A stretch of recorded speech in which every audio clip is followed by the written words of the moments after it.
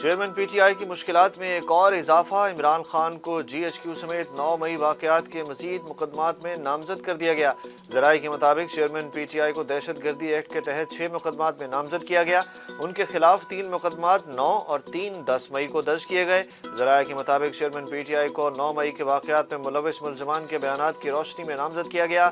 Joint investigation team کو تمام مقدمات میں تفتیش کرنے کا حکم دے دیا گیا۔ سابق وزیر اعظم نواز شریف کو سیاسی انتقام کا نشانہ بنایا گیا۔ لاہور کی احتساب عدالت نے نواز شریف کی پلاٹ الاٹمنٹ کیس میں بریت کا تفصیلی فیصلہ جاری کر دیا۔ تفصیلی فیصلے میں کہا گیا کہ نواز شریف کو اشتہاری قرار دینے کی کارروائی قانون کے مطابق نہیں ہے۔ عدالت 3 بار منتخب ہونے والے وزیر اعظم نواز شریف کو بری کرنے کا حکم دیتی ہے۔ سابق حکومت نے نیب کو نواز شریف کا مستقبل تباہ کرنے کے لیے ریفرنس پر مجبور کیا۔ فیصلے میں مزید کہا گیا کہ عدالتی معاون نے کہا کہ مرکزی ملزمان کو جو ریلیف دیا وہی نواز شریف کو ملنا چاہیے۔ ہائی کورٹ کے فیصلے کے بعد اسلام آباد ڈسٹرکٹ اینڈ سیشن کورٹ میں آج توشہ خانہ فوجداری کیس کی سماعت۔ چیئرمین پی ٹی آئی کے وکیل شیر افضل مربت سیشن عدالت پیش ہو گئے۔ گزشتہ روز عدالت نے چیئرمین پی ٹی آئی کو آج ذاتی طلبی کے نوٹس بھی جاری کیے۔ عدالت نے ہائی کورٹ کے فیصلے کے بعد کیس آج سماعت کے لیے مقرر کیا ہے۔ توہین الیکشن کمیشن کیس میں سابق وفاقی وزیر فواد چودھری کے ناقابل ضمانت وارنٹ گرفتاری جاری کر دیے گئے۔ فواد چودھری کے خلاف توہین الیکشن کمیشن کیس کی سماعت ہوئی۔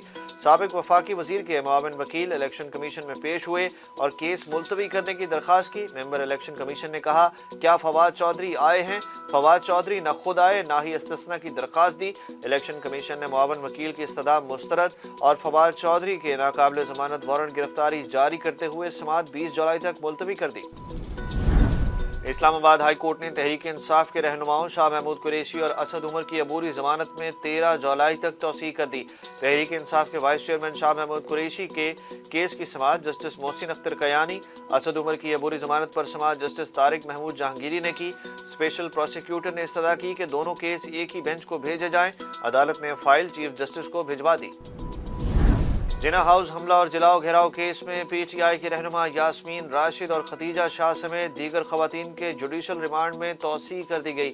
لاہور کی انسداد دہشت گردی عدالت میں جناح ہاؤس حملہ اور جلاؤ گھیراؤ کیس پر سماعت ہوئی۔ خواتین کو جوڈیشل ریمانڈ کی میعاد مکمل ہونے پر پولیس نے عدالت پیش کیا۔ عدالت نے ڈاکٹر یاسمین راشد، ختیجہ شاہ، صنم جاوید سمیت دیگر خواتین کے جوڈیشل ریمانڈ میں 20 جولائی تک توسیع کر دی۔ پاکستان کا ہر شہری 2.5 لاکھ روپے سے زائد کا مقروض ہے۔ ملک پر مجموعی قرضوں کے حوالے سے اسٹیٹ بینک نے ہوش ربا اعداد و شمار جاری کر دیے۔ مرکزی بینک کے مطابق ملک پر مجموعی قرضوں کا بوجھ ریکارڈ 58,962 ارب روپے ہو گیا۔ 31 مئی 2023 تک ملک کا مجموعی قرضہ گزشتہ سال کے مجموعی قرضوں سے 32% زیادہ ہے۔ حکومت کے اندرونی قرضوں میں ایک سال کے دوران 27% کا اضافہ ہوا۔ تحریک انصاف حکومت سے 0% سود پر 3 ارب ڈالر لینے والے 620 افراد کون ہیں؟ اسٹیٹ بینک نے عوامی طور پر نام بتانے سے انکار کر دیا۔ اسٹیٹ بینک کو پاکستان کے گورنر نے کہا کہ وہ ان کیمرہ اجلاس میں پبلک اکاؤنٹس کمیٹی کے ساتھ تفصیلات شیئر کرنے کو ترجیح دیں گے۔ اجلاس میں پی ایس ای کو بتایا گیا کہ اسٹیٹ بینک نے کمرشل بینکوں کے ذریعے آسان شرائط پر قرضوں کی اسکیم پر عمل درآمد کیا تھا۔ اس سے فائدہ اٹھانے والوں کی تفصیلات ظاہر کرنے سے بینکوں اور ان کے گاہکوں کے درمیان رازداری کے معاہدے کی خلاف ورزی ہوگی۔ عالمی وبا کرونا کے دوران تحریک انصاف کی حکومت کی جانب سے 3 ارب ڈالر کا سافٹ لون دیا گیا تھا۔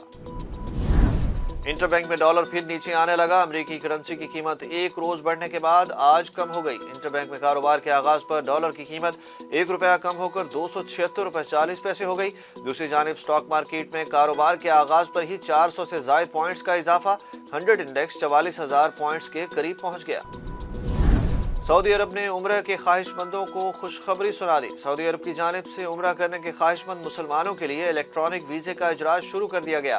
سعودی پریس ایجنسی کے مطابق سعودی عرب میں حج اور عمرے کی وزارت نے یہ فیصلہ زیادہ سے زیادہ مسلمانوں کے ملک میں آنے کو مد نظر رکھتے ہوئے کیا۔ گزشتہ ماہ سعودی عرب کی وزارت سیاحت نے اعلان کیا تھا کہ بعض ویزوں کے حامل افراد خلیجی ملک کا فوری ای ویزا حاصل کرنے کے لیے اہل ہوں گے۔ اور پاکستان کرکٹ بورڈ کی 4 ماہ کے لیے نئی مینجمنٹ کمیٹی قائم، ذکا اشرف نے نئی کمیٹی کے چیئرمین کا چارج سنبھال لیا۔ ذکا اشرف آج نئی مینجمنٹ کمیٹی کے اجلاس کی صدارت کریں گے۔ چیئرمین ذکا اشرف آئی سی سی کی سالانہ میٹنگز میں شرکت کے لیے کل جنوبی افریقہ روانہ ہوں گے۔ آئی سی سی کی سالانہ میٹنگز 10 سے 13 جولائی تک جنوبی افریقہ کے شہر ڈربن میں ہوں گی۔ ذرائع کے مطابق ذکا اشرف کے ہمراہ پی سی بی کے سی ای او سلمان نصیر بھی جائیں گے۔